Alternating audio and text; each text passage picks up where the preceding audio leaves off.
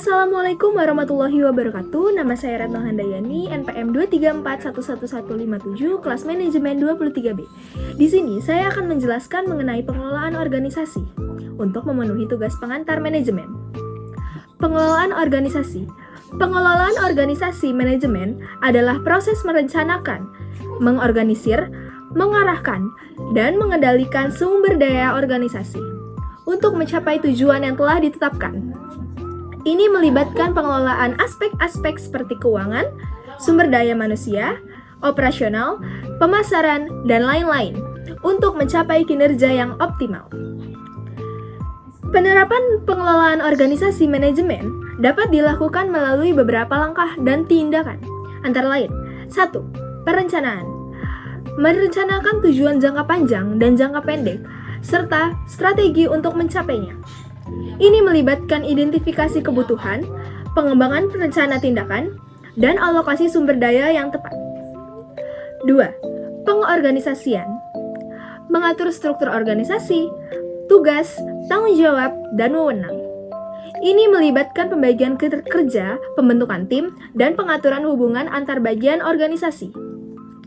3. Pengarahan. Memastikan bahwa anggota-anggota organisasi memahami tujuan, tugas, dan harapan yang telah ditetapkan. Ini melibatkan komunikasi yang efektif, kepemimpinan yang baik, dan motivasi untuk mencapai tujuan bersama. 4. Pengendalian.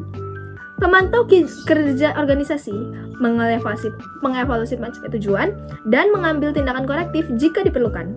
Ini melibatkan pengukuran kinerja, analisis data, dan penyesuaian strategi jika diperlukan. 5. Manajemen risiko. Mengidentifikasi, menganalisis, dan mengelola risiko yang dihadapi oleh organisasi. Ini melibatkan pengenalan risiko potensial, pengembangan strategi mitigasi, dan pemantauan terus-menerus untuk mengurangi dampak negatif. 6. Pengembangan karyawan. Mengembangkan keterampilan dan pengetahuan karyawan melalui pelatihan dan pengembangan. Ini melibatkan identifikasi kebutuhan pelatihan, penyusunan program pelatihan, dan evaluasi pelatihan. 7. Komunikasi. Membangun komunikasi yang efektif di antara anggota organisasi, manajemen, dan pemangku kepentingan lainnya. Ini melibatkan pertukaran informasi yang jelas, transparansi, dan kolaborasi. 8. Pengukuran dan evaluasi. Mengukur kinerja organisasi secara teratur dan melakukan evaluasi untuk mengidentifikasi kelemahan dan peluang perbaikan. Ini melibatkan penggunaan indikator kinerja, analisis data, dan pengambilan keputusan berdasarkan hasil evaluasi. Selanjutnya, jika pengelolaan organisasi manajemen tidak berjalan dengan baik, maka organisasi dapat menghadapi beberapa konsekuensi negatif. Beberapa masalah yang mungkin timbul akibat pengelolaan organisasi yang buruk antara lain 1. Kerugian finansial. Jika organisasi tidak mampu mengelola keuangan dengan baik, dapat terjadi pemborosan, kehilangan pendapat, atau bahkan kebangkrutan.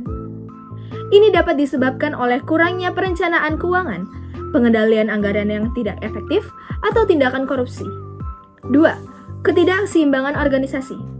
Jika pengorganisasian tidak efisien, dapat terjadi tumpang tindih tugas dan tanggung jawab, kurangnya koordinasi antara departemen, atau kelebihan atau kekurangan tenaga kerja di berbagai bagian organisasi.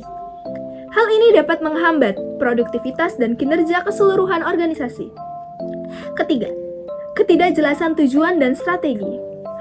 Jika perencanaan tidak dilakukan dengan baik, organisasi mungkin tidak memiliki tujuan yang jelas atau strategi yang tepat untuk mencapai tujuan tersebut. Ini dapat menyebabkan kebingungan, ketidakpastian, dan ketidakmampuan untuk menghadapi perubahan lingkungan yang cepat. 4. Kurangnya pengawasan dan pengendalian. Jika pengendalian tidak efektif, organisasi mungkin tidak dapat memantau dan mengevaluasi kinerja, mengidentifikasi masalah, atau mengambil tindakan korektif yang diperlukan. Hal ini dapat mengakibatkan penurunan kualitas produk atau layanan, penurunan kepuasan pelanggan, atau bahkan masalah hukum. Untuk mengatasi masalah ini, beberapa tindakan yang dapat dilakukan adalah meningkatkan komunikasi, melakukan evaluasi dan perbaikan berkelanjutan, mengembangkan kepemimpinan kuat, mengembangkan keterampilan manajemen, menerapkan prinsip-prinsip manajemen yang baik. Dengan mengambil tindakan yang tepat, organisasi dapat memperbaiki pengelolaan mereka dan mencapai kinerja yang lebih baik. Terima kasih, ini video saya mengenai pengelolaan organisasi. Semoga bermanfaat dan dapat dimengerti. Wassalamualaikum warahmatullahi wabarakatuh.